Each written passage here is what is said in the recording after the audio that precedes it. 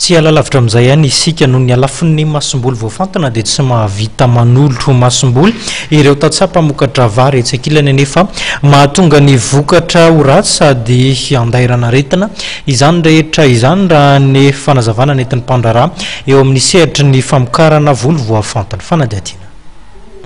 Tokony hosoloana isaky ny 3 taona ny masomboly ampiasaina amin'ny famokarana vary raha tiana ny anatrarana ny tanjon'ny fanjakana amokatra avy 3 eny ny vokabary afaka 5 taona araka nambarana ireo mpandraraha misehatra ny famokarana masomboly.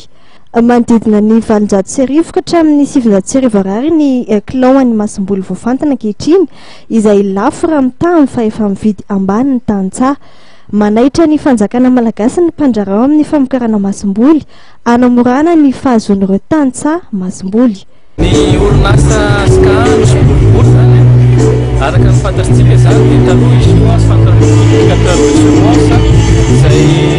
tantan'ny fanjakana satria orina zany izy io dia niraisin'ny orinasa SCA zany dia lasa hoe SCA masomboly zany amin'izao tsika miteny zao zany efa afaka mafokatra zany zao zahay amin'ny taopambolena 3 ty zany vinavinaanay zany zao dia mihoatra ny taonjato taonina eo ny masomboly zay vokana. Misy lafiny anankiroa zany no sosikevitra atao anatin'ny mpisehatra amin'ity masomboly ity amin'izay izay ny sosikevitra voalohany zany dia ny fanoharana zany ny fanjakana ny masomboly dia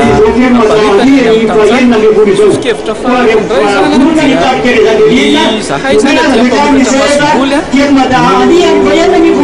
toanan'ny fanjakana zany mba afaka hivarotra masomboly amin'ny vidiny mirary zany. Ho an'ny orinasa SCA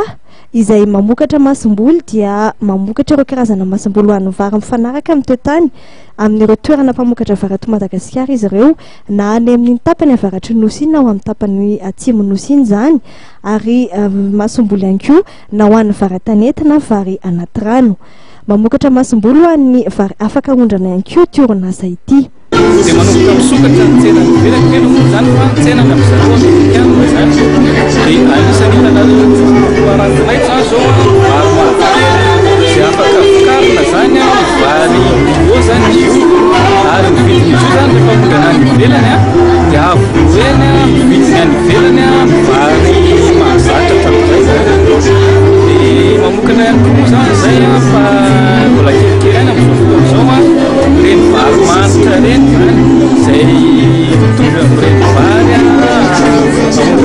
mitovy amin'ireny vary ny masomboly voafantana moa dia mampitombo ny vokabary miakatra tsy mora andairana aretina ary matata ny fivaovan'ny toetrandro raha nambarany teknisianina. Isan'ny mampiranty vokatra mandritra ny tsena be fermada eto amin'ny Saint-Michel Parbe ny orinasa SCA izay mamokatra masomboly voafantana.